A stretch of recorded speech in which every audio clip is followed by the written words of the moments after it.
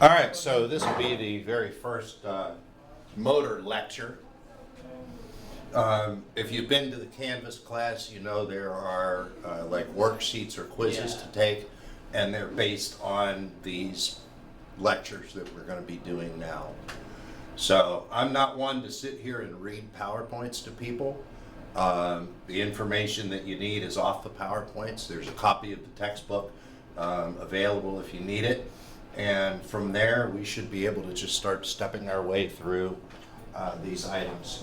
So, shall we? Oh, All right, so we need to talk about electrical safety because motors typically run off fairly high levels of energy. And electrical safety is something we really haven't discussed a whole lot yet, but we really need to get into it now since the risk is much higher when we start working with higher voltages.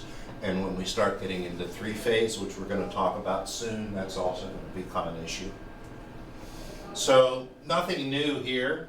Current is equal to voltage over resistance. Again, we'll probably go through this fairly quickly for the most part, since you all have had electronics. So really the question is how much current flows through the body. Current is what kills, voltage does not kill, it's current that kills. If this guy wasn't grounded, he could attach himself to as much voltage as he wants. If there's no path out of the body, then there's just potential, no kinetic energy, nothing flowing. Voltage does not hurt, it's current that causes the problem. So when we work with electricity, we want to make sure that we don't end up having a complete path through our body to ground. Yes, sir? just a theoretical and all that, right? And by that logic, you know those and again, it's a weird example, it's just one of those things of curiosity. You know those rooms with like the fans and all that, and you can hover off the ground with them? Yeah. That technically not be counted as being grounded, or would the air itself count as grounding and all that? Well, you're not touching the ground. Electricity doesn't travel generally through air. Fair. So, unless the gap is so small that it can make jump. Or it has a lot of energy. Yeah, it all depends on, it all depends on the gap. One of the things that I've always liked to do to explain that is to say, for example, we have a trench. At the bottom, I put the letter CD, which stands for certain depth. Okay? 10 feet. Here's U. Here is $1. Oh yeah, I remember this analogy. Are you gonna make the jump? Nope. Not for a For $1? You're gonna risk your life for $1? But if I start moving the decimal point and start adding zeros, eventually there comes a number where you're probably gonna say, you know what? I'm willing to make that try. Put enough zeros on there, might try to make that 10-foot jump. These are giant plus signs. You're sitting here without any money, and you want to make that jump. Depending on how strong the attraction is, you may make that jump, which means that if this guy's foot is 10 millimeters off the ground, depending on how much energy he attaches himself to, it could cross that air gap. It's called an arc. Okay? Yeah. So that's what we're talking about there. More potential, more attraction, wider gap. Okay, we've talked about this, resistance. Okay, dry skin is a good insulator. As soon as you add water to it, then it starts to become wet skin and then it begins to conduct. Okay, so dry hands, another good thing. Of course, if you're wearing gloves, so much the better. Okay? Generally, voltage levels above 30 volts are considered dangerous. Why is that? Because 30 volts will allow enough current to flow to hurt you. It's not the voltage, it's the current. But remember, current is dependent on voltage. The higher voltage we have in the same situation, the more current we're going to have. So 30 volts is generally considered the cutoff, which means you can work on your car, 12 volts. You can work on an airplane, which is 24 volts. Okay, but boy, if you want to start working on things like space shuttles and things like that that run on 65 volts DC, then you're in that range. So a whole different set of safety procedures have to be in place when the number goes above 30 volts. Okay, any current flow above how many amps? 5 milliamps. That's not much. 30 volts, 5 milliamps. Not much. Okay, notice the guy making the measurement. Why does he have gloves on? He's using a non-contact current meter. Because just in case he is grounded, so just in case that decides to make the jump with the arc. There's never too much safety. These gloves that he has on are rated. When you purchase those gloves, they can be rated at 400 volts, 1,000 volts, 1,200 volts, based on how much isolation they give you. So 1,200 volts gloves, you should be able to grab a 1,200 volt wire, ground yourself, and be protected. Does that mean you're going to count on that? No. No. There's a story out there about a guy who bought himself a pair of these gloves and left them sitting on the kitchen counter, wore them to work the next day, and lost his hand working on 1,320 volts. He lost his hand because his cat had poked a hole in the gloves, going like, yeah, you know, cats do. Yeah. So his cat had compromised the integrity of the gloves. So there is ways to calibrate or check to make sure that your gloves are good. And if you're working with high voltage, these are things that you need to worry about. Are you going to be working in high voltage? It's possible. In a factory, you might be working with large voltages. So here's what happens. I don't know why the guy's smiling with all this stuff going on, but nonetheless, that's how your body responds. 1 milliamp, you feel a tinkle, and it's all downhill from there.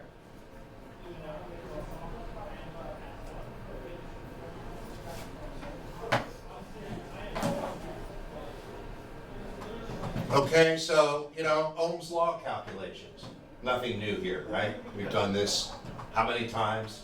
But it's good to see it. It's been a while since we've looked at it. So you can calculate how much current there is. 120 volts is your body resistance, 100,000 ohms, then you can figure out what the current is, just a tinkle.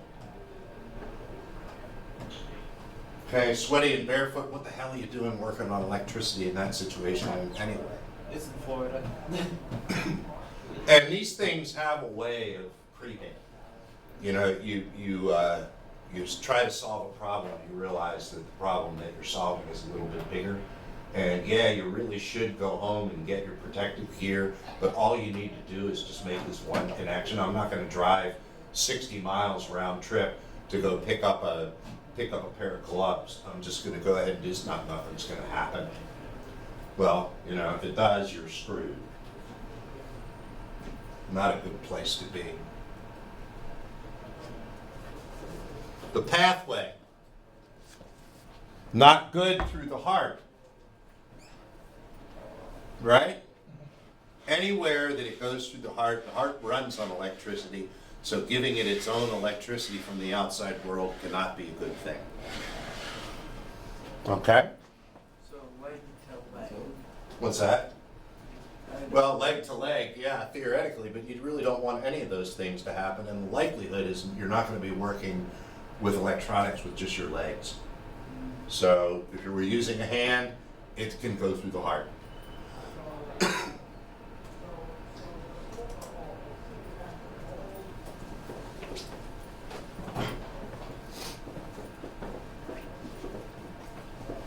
Alternating currents 3 to 5 times more dangerous than DC. Why is that? Because it's making your muscles go back and forth, and they cannot handle the constant change in commands. Release, contract, release, contract. Your muscles just say, screw it. I'm just gonna sit here, lock up.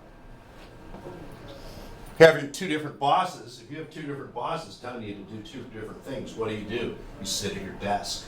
Well, that's what happens here. You've got two different things telling your hand to go this way and that way. Eventually your hand just clenches and doesn't do either one, and you cannot move it.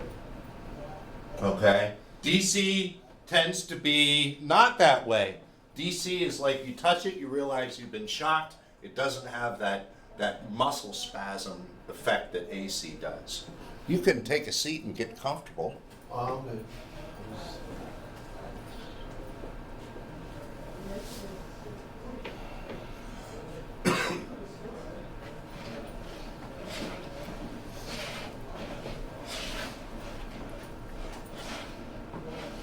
Electricity and heat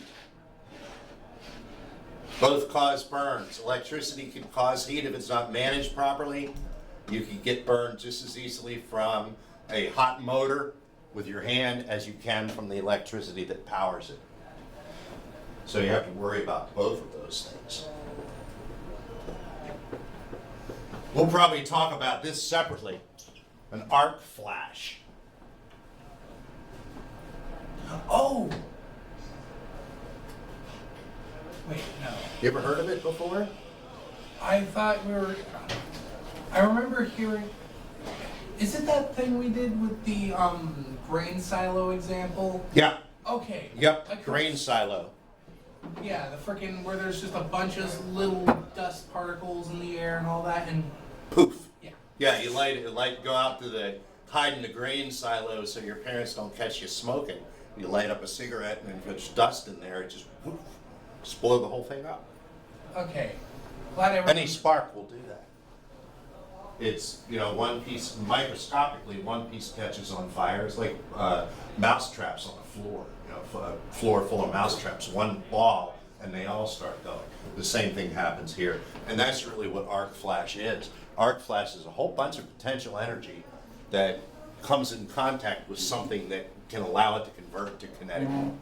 Because potential energy is really what it wants to do. It wants to get out of its potential and actually do something. And when you give it the opportunity to do that, it can happen from drop tools. Drop tools cause what? Sparks. And you really have to be careful if you're in an area where there's a chemical issue that can cause an even bigger explosion. Okay, so remember arc, we talked about the arc. When you have a real strong force of attraction, it's going to create a spark. I think that was responsible for Apollo 13. They had problems with sparks in a pure oxygen atmosphere. Same with Apollo 1 in 1967. They had problems in an oxygen atmosphere. If it wasn't an oxygen atmosphere, it wouldn't have been nearly the severity. So you biomed people out there have to keep that in mind. You guys don't have to worry about that, but biomed people that work in pure oxygen atmosphere, they really have to worry about this stuff. And you would also, if you worked in a hospital and you had to do electrical work around pure oxygen atmosphere. Changes everything.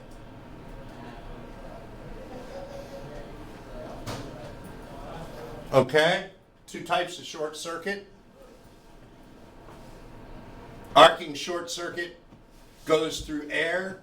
The voltage short circuit goes through a piece of metal, something conductive.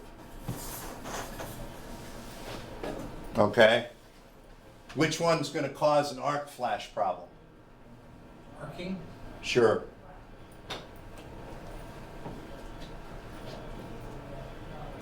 So if I put a bar across there, is it possible to have an arc flash? Yeah. Not if the bar is in place, only when you're putting the bar in place.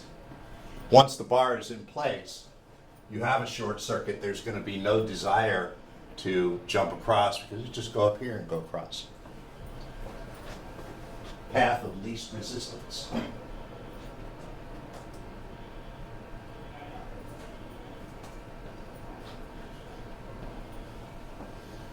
the hell's that alarm? What's that? There's no alarm going off somewhere. I try not to pay attention to it. Every day. I don't even hear it. Somebody's car alarm. Let's all rush to their immediate aid. NFPA. What is NFPA? National Fire Protection Association. Oh, They are the ones that write the National Electrical Code. And that's what NFPA standards are the National Electrical Code. They require that any panel likely to be serviced be surveyed and labeled. That means that everything in that panel has to be labeled, unlike your house where you try to figure out which outlet goes to which little switch in the panel. When you do stuff like this in a professional environment, everything is labeled. Well, then they should honestly label the ones in the house. They should. Too, because it's a pain. It is a pain in the ass. so it's just the electrical health department. Yeah, basically, it's actually the electrical fire department. Yeah. They don't, all they care about is not causing fires. They don't care, the electrical code doesn't care whether your customers are happy. They don't care whether they like the work you did. They don't care whether the work is appropriate to anything except preventing fires. It's all they care about. Yeah, but it's So if like, it shocks people, Doesn't matter, it's all about fire. yeah. They don't talk about shocking people, they talk about causing fires. that's unethical. Also, it's just so they don't get sued, probably. Well, you know, there's an argument that says if you follow the NFPA standards, then you're not going to get shocked unless you're not paying attention. Yeah. No law is capable of shocking a person. The only thing that can cause you to get shocked is poor performance, not paying attention, being distracted, being under the influence of some chemistry of some kind, any of those things. But you're not going to have an issue because of a standard. All right, PPE. What do you think we need for PPE? Working in around motors and electrical stuff. Obviously. Yeah, gloves. Probably gloves. What else? Other like electrical protection gear. I'll probably say safety glasses. Safety glasses, safety goggles of some sort. That for sure. Possibly a face shield if you're working in a arc flash hazardous area.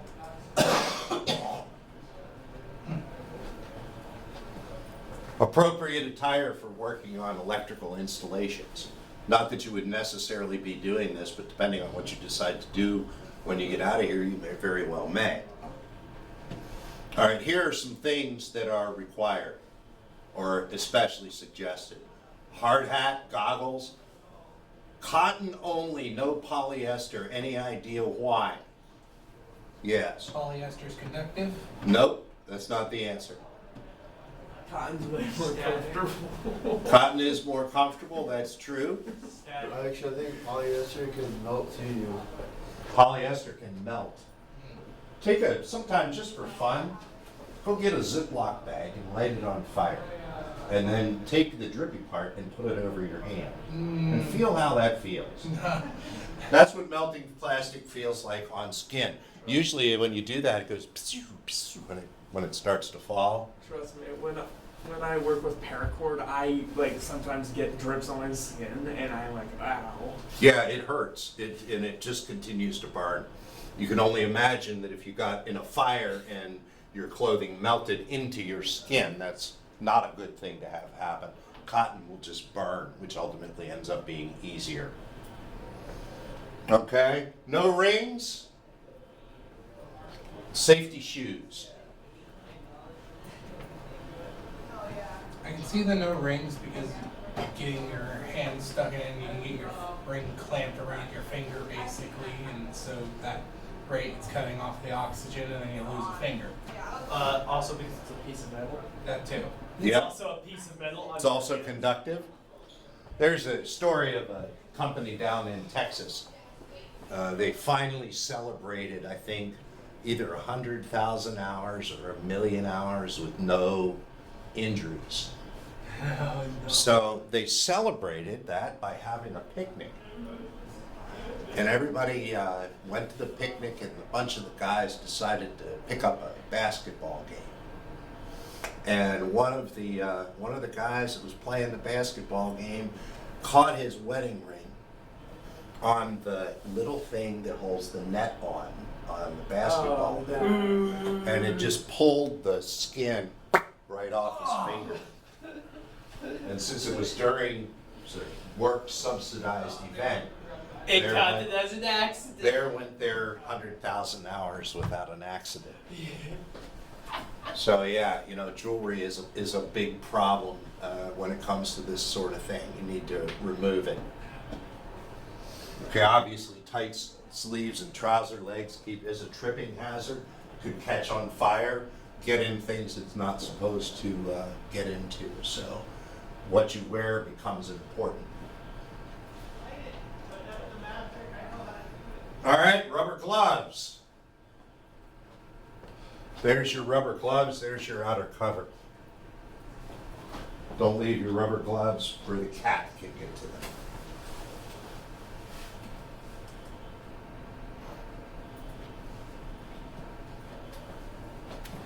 A lot of people think it's a real pain in the ass to dress like this, but they're really glad they did when there's an event.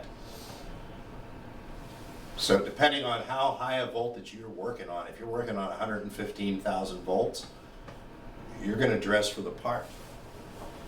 All this crap is available from Granger. That's where all these pictures came from. They sell everything. So if you end up in this type of environment, you're going to want to buy your own stuff. Don't trust your life to something that hangs at the factory all night long.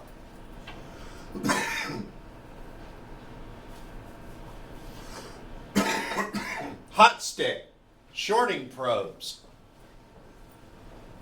Hot stick is made out of something. It looks like it's orange, doesn't it? That's because it's insulating. So a hot stick is something you can use to move things around without touching them.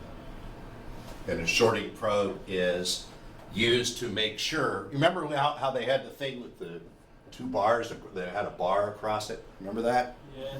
So you can use these to put across your hot and neutral line so that there can't possibly be any energy developing between the two. Okay, so you turn off the power and then you short it out so that even if the power gets turned back on, you won't die. That's what the shorting probes are for. And face shields, we talked about that a little bit more.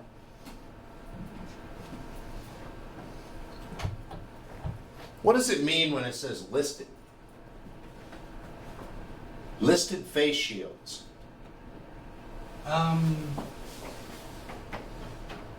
Like listed off as like meeting safety regulation, meeting safety standards and all that. There you go. Listed means it's been looked at, it's been evaluated, and has been certified as being appropriate. So if it's not listed, it may not hold up. It's against OSHA regulations to use non-listed stuff when listed stuff is required.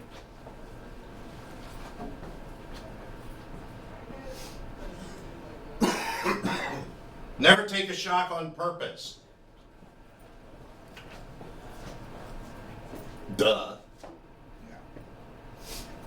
Okay, you'll notice keep material or equipment at least 10 feet away from high voltage power lines. Okay, don't close any switch unless you know what's going to happen when you close it. We're going to talk about something called lockout tagout, which is a method by which we make sure that if we turn something off, it stays off by using a lock to lock it off. So we'll talk a little bit about that kind of, see where it says switches should be padlocked open. They don't really say it per se, but that's lockout tagout. Okay, don't work on live circuits. I mean, that kind of goes without saying if you can possibly avoid it. Sometimes there is no way around it. Ground your framework. This one's the most important. Treat every circuit as being live until you've proven them to be dead. Okay? Take a meter with you. Check your voltages before you start. So, sorry, I don't mean to cut off. No, that's all right. Go for it. So it's a lot like I did JRTC, and this is one of the things we did a lot. It's like when you're turning in like a rifle or something, you're always checking to see there's no ammo and all that. Yep. Yep. Check, and check again. And then check it one more time. And to make sure to check it too. Yeah, and while you're at it, check it. Might as well check. Yeah, there's nothing wrong with checking things over and over again if it's your life at stake or the life of someone that depends on you.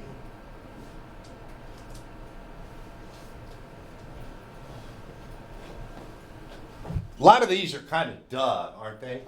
Yeah. Like, don't reach into energized equipment while it is being operated. No shit. That would suck. Well, it's written down for a reason. Yeah, someone must have done it. It's Enough usually, people must have done it. It's usually how it goes. It's like that game we had when I was a little kid. They had a game, I think it was called like Creepy Crawlers or something. It had a box with holes in it. You stick your hand in there, pull out some creepy little animal. You don't know what the hell you're going to get when you put your hand in there. Why would you do that with something that is legal? Doesn't make sense. All right. Oh, remember that even with a 120 volt control system, you may well have a higher voltage in the panel. Remember, 120 volts is RMS. It's actually 350 volts peak to peak, 180 volts peak. So there's going to be large voltages in there. That 120 volts can also control other voltages, which may be present in the system as well. Okay? If you're going to make alternate connections for testing or routing, make them permanent. Make them the quality of permanent connections. And then if you need to remove them, remove them. But, you know, when you're making something happen with 300 volts, you don't want to use like alligator clips clipped to two wires. You got to actually maybe put a connector on or solder it so that it's got integrity. If that alligator comes unclipped, you've got 350 volts on the end of it. God knows what it'll is.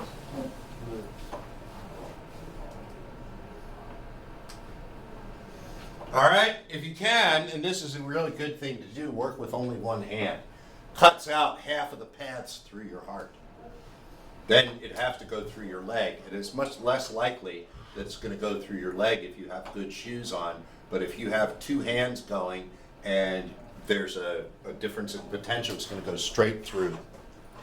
Okay, so work with one hand out of behind your back.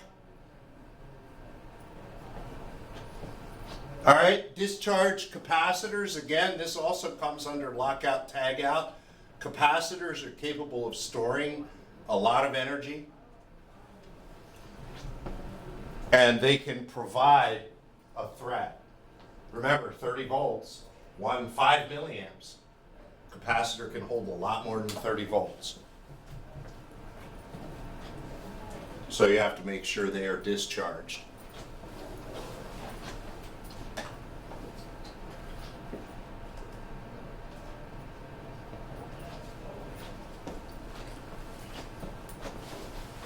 Confined spaces are more hazardous. I think that goes without saying. If something happens, you have very little place to get out of the way. If there's an arc flash, you're right there.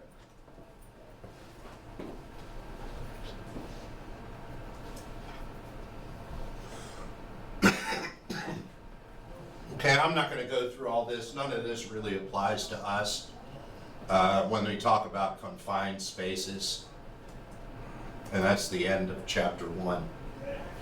Chapter 1, part 1.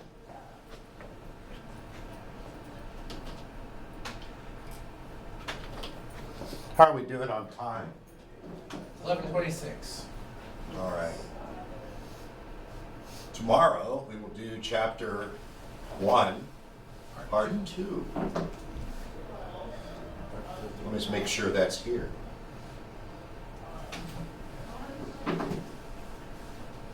Chapter 1, Part 2. Let's just have a look and see what it covers. All right, so we can talk about lockout, tagout. That's probably most of what we will take out of this chapter. Grounding talks a little bit about grounding. And again, a lot of this is kind of designed as a how to install motors and do all that sort of thing. So it does pertain, but I especially want to get to the lockout, tagout portion since that's the part that most of you will become familiar with at your jobs one way or another. All right, so that's where we will pick up tomorrow on part 2 of our chapter 1 PowerPoint. How does that sound? Yep. Anybody have any questions Nope. at this point?